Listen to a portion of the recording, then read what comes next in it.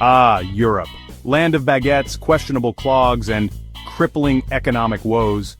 That's right, folks. While we often picture Europe as a land of quaint cafes and cobblestone streets, the reality for many of its citizens is far less romantic. We're talking about a continent grappling with economic instability, from soaring living costs that make even a baguette seem like a luxury, to unemployment rates that would make a mime lose their goddamn mind. Today, we're diving headfirst into the economic muck to expose the financial struggles plaguing 10 European nations. We'll be exploring the factors that led to these economic heart palpitations, from the age-old tradition of government ineptitude to the always popular global financial shenanigans. So buckle up, grab your nearest emotionally supportive pastry, and let's embark on a journey through the turbulent economic landscape of Europe. We'll be your sardonic guide as we dissect complex financial issues with the sensitivity of a rabid badger and the nuance of a drunken diplomat. Let's start with Greece, a nation that's no stranger to economic turmoil. Remember the 2010 sovereign debt crisis? Yeah, that was fun. Turns out racking up more debt than Zeus has illegitimate children isn't exactly a recipe for economic stability. Greece has been grappling with sky-high unemployment rates and a national debt that could make even the most seasoned economist break out in a cold sweat. Despite numerous bailouts and austerity measures that would make a monk consider a life of hedonism, Greece is still struggling to get back on its feet. It's like trying to outrun a marathon runner with a sprained ankle and a crippling fear of exercise. The situation has left many Greeks struggling to make ends meet, with some forced to rely on soup kitchens and food handouts just to put dinner on the table. Years of political instability, corruption, and a tax system that makes even the mafia blush have only exacerbated the problem. But hey, at least they've got those ancient ruins, right? I mean, you can't put a price on history. So the next time you're sipping on a refreshing glass of ouzo and contemplating the philosophical musings of Socrates, spare a thought for the people of Greece. Italy, known for its cuisine and passionate people, faces economic challenges. Public debt and a shaky banking sector weigh it down. Bureaucracy and political instability add to the woes. Yet Italians keep their zest for life. They create exquisite pasta, design luxury cars, and passionately debate football. Let's move on to Spain, a country known for its beautiful beaches, fiery flamenco dancing, and an economy that's hotter than a paella pan left on a stovetop all day.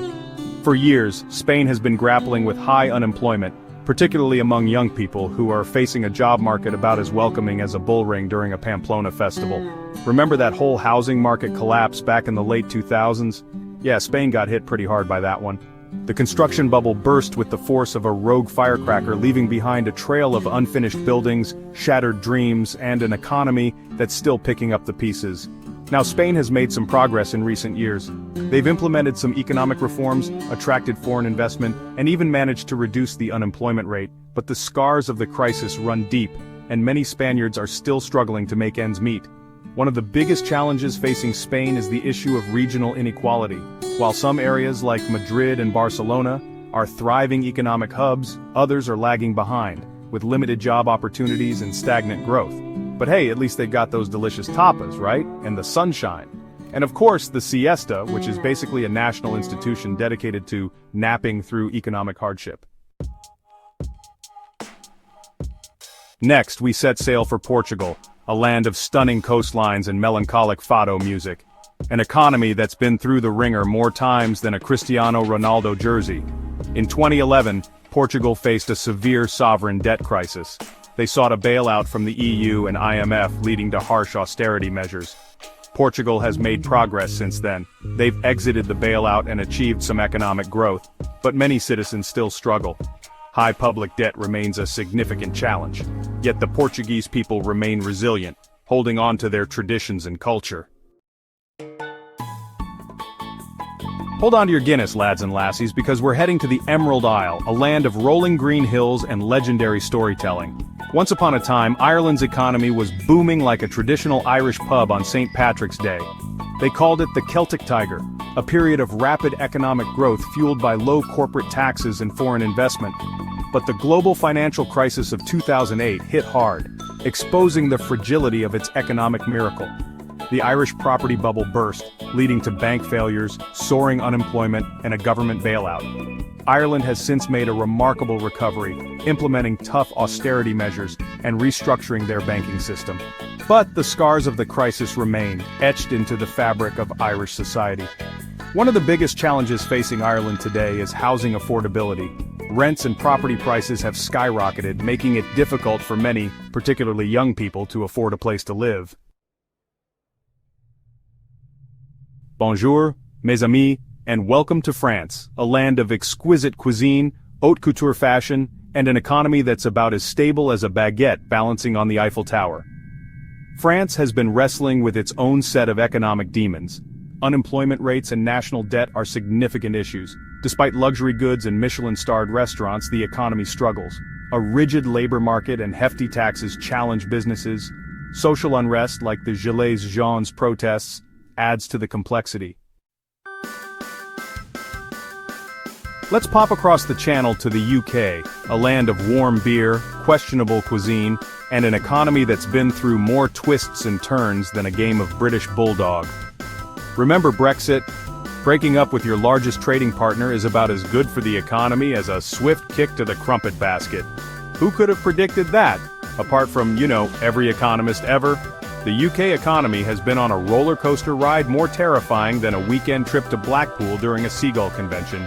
The value of the pound has plummeted, businesses are fleeing, and the national debt is growing.